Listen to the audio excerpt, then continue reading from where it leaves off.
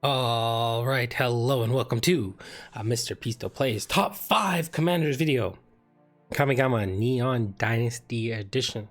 So I'm going to take the 5 commanders that I think are the coolest, give 6 cards that are a combination of from Kamigawa Neon Dynasty and cards from other sets that are in standard to give you kind of an idea of where to start, what to put in to begin with. And these are my top 5 ones that I think are going to be the most fun to play, and they are in order. So we're going to start with number 5, and the first card that we have is Greasfang Okiba Boss, 3 mana 4/3 legendary creature rat pilot. At the beginning of combat on your turn, return target vehicle card from your graveyard to the battlefield. It gains haste. Return it to its owner's hand at the beginning of your next end step. So you get to reuse your vehicles when they die. Some cards from the new set: the Hotshot Mechanic, 1 mana 2/1 that can crew for 4, which is pretty cool. And if you buff it, it can crew for more, but 4 is probably going to be your sweet spot.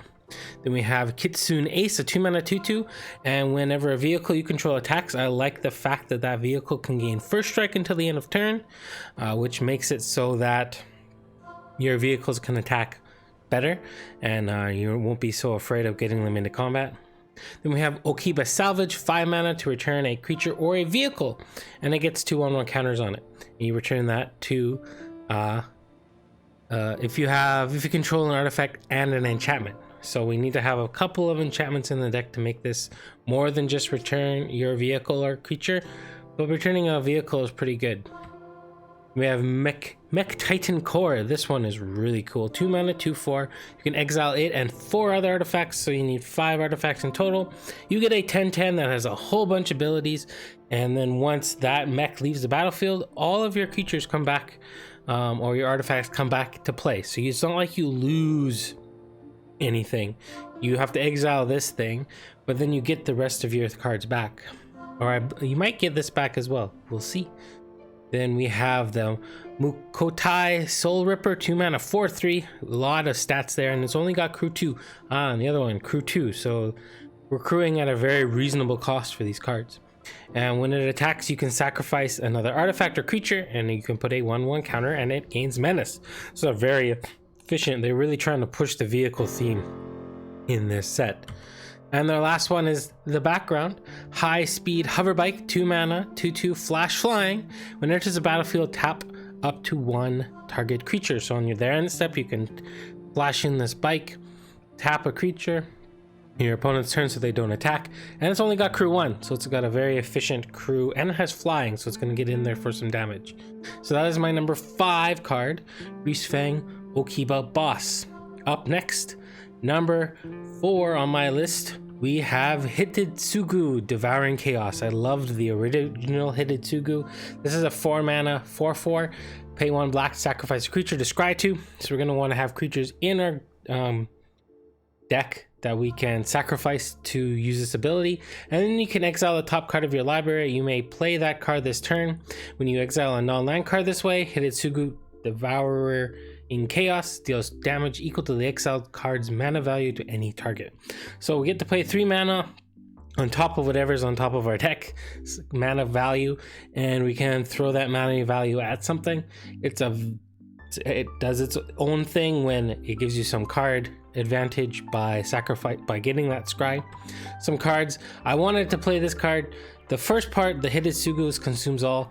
The destroy each non-land permanent with mana value 1 or less, doesn't really do that much, but the second one, exile in graveyard, can be powerful.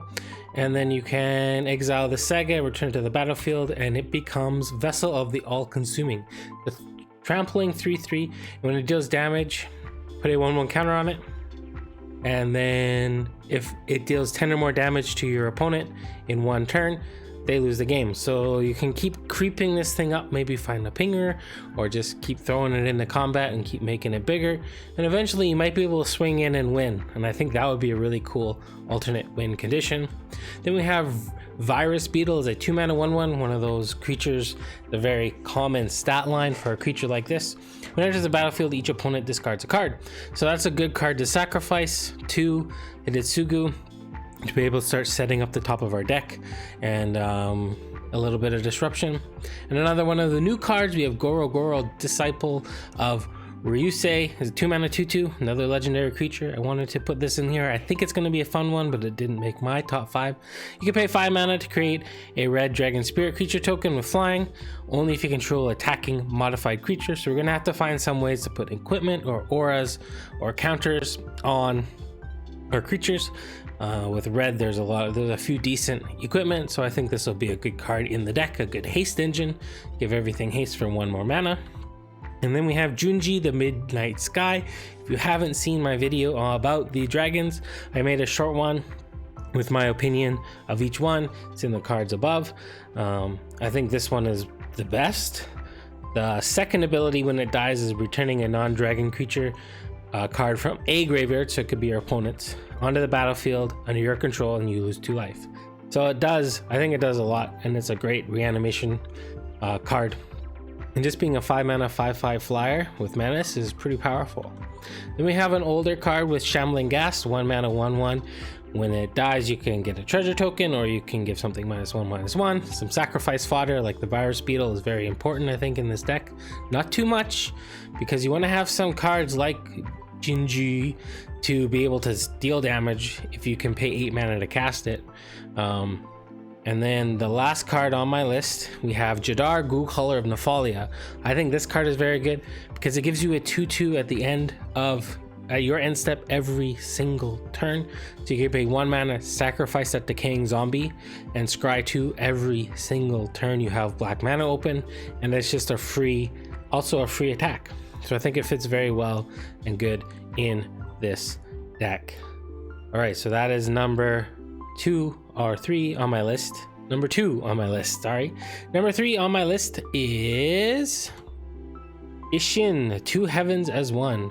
We have Mardu once again, and that's so exciting to be able to play a red, white, and black aggro commander. He's a 3-mana 3/4, and if a creature attacking causes a triggered ability of a permanent you control to trigger, that ability triggers an additional time. So they put a lot of new samurai into the format that do that. There are 2 legendary creatures, and I was going to put one of them on the list, but I thought, hey, let's put Isshin, the 2 Heavens, as my number 3, and I can put those 2 Boros commanders in this list of cards to put in the deck. We have Risona, Asari Commander, 3-mana 3/3 with haste, and whenever it deals combat damage to a player, if it doesn't have an indestructible counter, put an indestructible counter on it. Whenever damage is dealt to you, remove an indestructible counter from Risona. So it can protect you. They need to deal with it. It's a hasty creature, and I thought I don't know how it's going to be as a commander, but I thought it'd be pretty cool in the 60, along with Ryu, Storm's Edge. This is a 4-mana 3/3 with First Strike. Whenever a samurai or warrior you control attacks alone, untap it.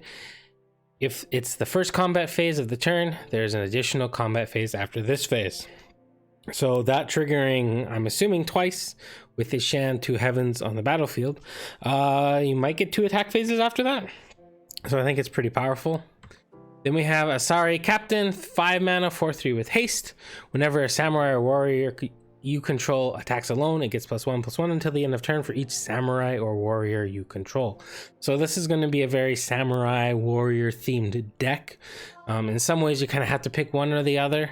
I'm probably going to build it samurais because warriors have been done so many times that samurai is kind of this new thing right now, and I think that would be fun to try. But there are lots of good warriors in the format right now too. Selfless Samurai, 2-mana 2/2. Whenever a samurai or warrior creature attacks alone, it gains lifelink until the end of turn. So we're getting lifelink for our samurai that's attacking by itself, and you can sacrifice it, give another target creature indestructible till the end of turn. White's been missing this. We have the 1/1 counter one. We've been missing our Selfless Savior, the 1-mana 1/1 doggo. We have a 2-mana 2/2 now that does that, which is so powerful. And Imperial Subduer, whenever a samurai or warrior you control attacks alone, tap target creature you don't control. So this is going to help us attack into things that are bigger than our board so that we can get some damage through. And the final card here I have is one of my warriors, is the Ogre Battle Driver, 4 mana, 3/3, and it gives your creatures +2/+0 and haste until the end of turn. So I think this deck would like 1 or 2 haste engines. I think the Ogre Battle Driver is a good one for that. It triggers all our samurai or warrior controls attack alone thing if you want to attack with it by itself, but it can also help us generate advantage with getting our creatures to be hasty. So those are the 6 cards that I'm going to start with when I'm building the deck. The black I think just comes for removal. There could be some other cards that you might want to play around with, but I wanted to focus on the new stuff, and I think the black will find its way into the deck with the removal suite. All right, our second to last creature, or it's actually not a creature, it's a planeswalker. The second to last one that we have is the Wandering Emperor, 4 mana, 3 loyalty planeswalker. It has flash, which is really cool for a planeswalker that has flash, and if it enters the battlefield, on that turn you can activate its abilities. So you can give a creature +1/+1 counter, and it gains first strike until the end of turn. So if you're doing it when you're attacking or you're blocking, you can save your creature, or you can eat someone else, your opponent's creatures with that. You can create a blocker to surprise block, and you can also exile a tapped creature, and you gain 2 life. So it has a lot of different applications. You could play this in a control shell, you could play this in an aggro shell. I like the aggro shell. I think mono white plays better as an aggro deck than a control deck, but we do have the tools to make a control deck, but I'm probably going to play it as an aggro one. One of the new cards I want to try out is the Lion Sash, a 2 mana 1/1 artifact creature equipment cat. These new, I don't know if they're like, this equipment is going to be a creature type or a cat. Like, it's very, very confusing, but it's a graveyard hate card in white, which is very nice, and it doesn't have to do anything to itself. It gets bigger, and then when you equip it, it gets +1. The creature gets +1/+1 for each 1/1 counter. So you're exiling cards from graveyards or permanents. If you hit a permanent card, it gets a 1/1 counter, and it just keeps growing and growing and growing. You can exile non-permanents, but you're not going to get the ability, but sometimes you got to do that. Then we have the Touch the Spirit Realm, 3 mana enchantment.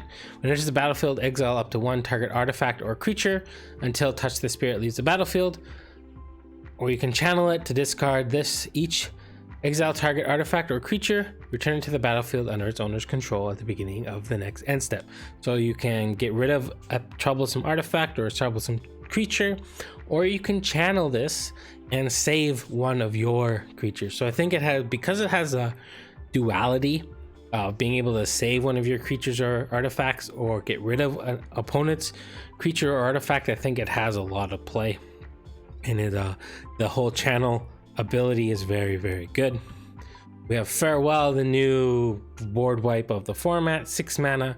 You get to choose 1 or more. You get to exile all creatures, artifacts, enchantments, graveyards. And this can be very powerful. Our commander is a planeswalker, so it doesn't hit planeswalkers. Another way for mono white to deal with graveyards is quite nice. And you can get rid of whatever you need to get rid of. It does cost 6 mana, but once you get there, I think it's quite powerful. Then we have some older cards. If we're going the aggro route, I think Adeline Resplendent Cathar is a great 3-drop in a deck like this. Putting a 1/1 counter and giving it first strike until the end of turn. It's going to have a pretty high attack stat, and I think it's just a great card to put in the deck. Elite Spellbinder and Loyal Warhound both really benefit from the first strike ability, being able to attack freely and setting up some very favorable blocks on your in your account without having to deal with the 1 toughness. So Elite Spellbinder will slow them down by making a spell cost a little bit more, and the Loyal Warhound is going to dig you a plains if you are behind on the mana count, and you'll be able to keep going in white, because sometimes that's the hardest part. But there are a few good cards that find plains lands for you, and that's one way. That's the way that white seems to be doing the whole gaining mana advantage is by finding them and putting them in your hand. Those are the 6 cards of the Wandering Emperor. Our last card in this top 5 is a card that I think is going to be one of the most fun to play, and it is Kaito Shizuki, another Planeswalker, 3 mana, 3 loyalty. At the beginning of your end step, if it enters the battlefield, it phases out. So basically the card exists, all the counters exist, but it can't be targeted or attacked. It basically leaves play and then comes back into play the way it left. It's +1 as you draw a card, discard a card unless you attack this turn. So it has I can't remember there's a keyword for that. And then you have the -2, create a 1/1 blue ninja creature token with this creature can't be blocked, so it helps make our ninjutsu actually happen, because you need creatures to not be blocked in order for ninjutsu to happen. And then if you can magically get to 7, which is pretty hard, you get an emblem whenever a creature you control deals combat damage to a player. Search your library for a blue or black creature card, put it on the battlefield, then shuffle your library.